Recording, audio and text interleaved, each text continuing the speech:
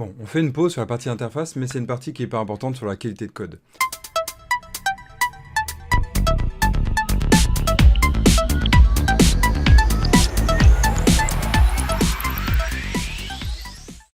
Je ferai une formation dédiée sur la qualité de code, comment faire du bon code, de bonne qualité et vers où on va.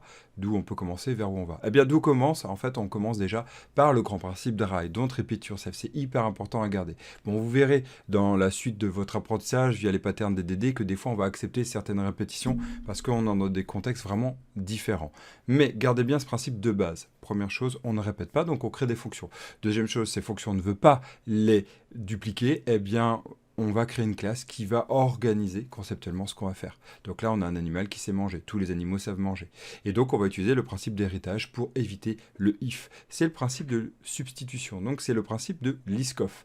Liskov, ça fait partie de Solid, S-O-L-I-D, c'est le L de Solid. Et comme ça, vous pourrez faire des pendus assez simples quand on vous proposera 5 lettres.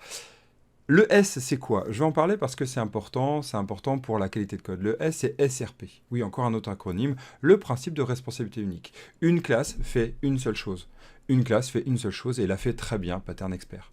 Vous allez voir, on utilise beaucoup ces principes de validation de ce qu'on fait, de justification de « bah oui, j'ai bien appliqué tel pattern ». Ça nous permet de garantir aussi une qualité de code qui est propre et qui est forte parce que derrière, c'est tout un projet qui est maintenu par rapport à ça. Et donc, si on commence mal, c'est comme les fondations d'une maison, on le dit toujours, eh bien, ça va s'écrouler tôt ou tard. Eh bien, bon, on sait que beaucoup de projets, ça arrive, donc plus on va chercher à faire de la qualité de code de la base, plus on va réussir à créer des bonnes fondations et monter une maison. Donc un projet qui tient bien la route. Et donc le principe de SRP, c'est le principe de Single Responsibility, donc le principe de responsabilité unique. Vous allez l'appliquer autant sur des classes que sur même des fonctions, des procédures. Et ainsi, vous allez pouvoir avoir des petites classes et des petites fonctions. Et donc, bien sûr, pour pouvoir organiser tout ça, vous allez chercher à appliquer des patterns de conception où on a déjà rencontré la problématique que vous allez avoir. Par exemple, tiens, je veux gérer différents états et je veux, par exemple, l'état, si on prend un jeu vidéo, l'état, je suis en train de marcher, je suis en train de sauter, je suis mort, sont des états. C'est des états où on pourrait faire if, mon état d'énumération est ceci, je vais faire cela. Eh bien, on peut très bien l'organiser via un pattern qu'on appelle le pattern state, le pattern état. Vous allez voir, allez le voir sur Internet, formez-vous là-dessus, vous allez voir que ça va permettre, encore une fois, d'éliminer le if et de respecter un principe de faible couplage, organisé par héritage et par composition. Car c'est l'autre possibilité, plutôt que faire de l'héritage, on va aussi composer avec nos classes. Donc une classe contient d'autres classes, elles ont leur responsabilité de faire une partie de ma propre classe. Je ne serai alors en tant que classe que, en fait, orchestreur de ces classes. Et enfin, pour finir, on a deux choses. On a les interfaces qu'on a vues. Les interfaces, vous avez vu, c'est vraiment le faible couplage quasiment parfait, puisque en fait, on va pouvoir avoir deux classes qui sont complètement indépendantes, simplement parce qu'elles implémentent la même interface, vont faire partie du même contrat. Et donc, du coup, comme les hashtags que je vous disais dans la dernière vidéo, faire partie de ce contrat-là. C'est quelque chose d'intéressant et de vraiment très pratique à mettre en place. Alors attention pareil, puisqu'on peut hériter des interfaces, à ne pas en avoir trop, d'avoir un mélange, il y a toute une organisation à avoir, mais vous avez un grand pouvoir. Si vous voulez aller un peu moins loin que l'interface, vous pouvez utiliser les délégués. Les délégués, on les verra, on travaillera là-dessus juste après dans l'étape 4 en fait, de la formation, dans vraiment le royaume 4, on peut le voir comme ça dans un jeu vidéo. Mais pour l'instant, on va s'arrêter sur les interfaces, mais vous allez voir que les délégués aussi ont cette force-là.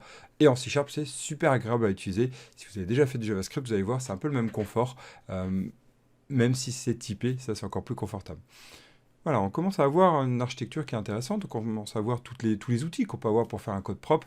Pensez-y bien. Et vous avez vu à travers les dernières vidéos, quand on est passé de voler à se déplacer, on va essayer de généraliser. Toujours garder le quoi de générique et le comment de spécifique. Et vous allez orienter vers un code vraiment propre. Ne pas hésiter à avoir différentes classes. Et vous allez voir aussi après que vous pourrez organiser aussi vos classes, qu'elles se parlent en faible couplage, donc vraiment essayer d'être les moins liées l'une par rapport à l'autre, à travers aussi les événements. Donc par délégué, on ira voir les événements, vous allez voir, c'est quelque chose à utiliser tout le temps, et vraiment fortement pour vraiment un code qui soit le plus, en fait, le plus unitaire, atomique, et donc le plus testable unitairement, donc un code le plus évolutif et maintenable. Donc les interfaces font partie de ce panel d'outils que vous allez pouvoir utiliser pour la qualité de code. C'était une partie théorique, je la fais pas trop longue, vous voyez, 4-5 minutes, c'est parfait. En tout cas, je l'espère pour vous. Et donc, on va se poser une dernière question juste après, et on aura fini la partie découverte des interfaces. A tout de suite.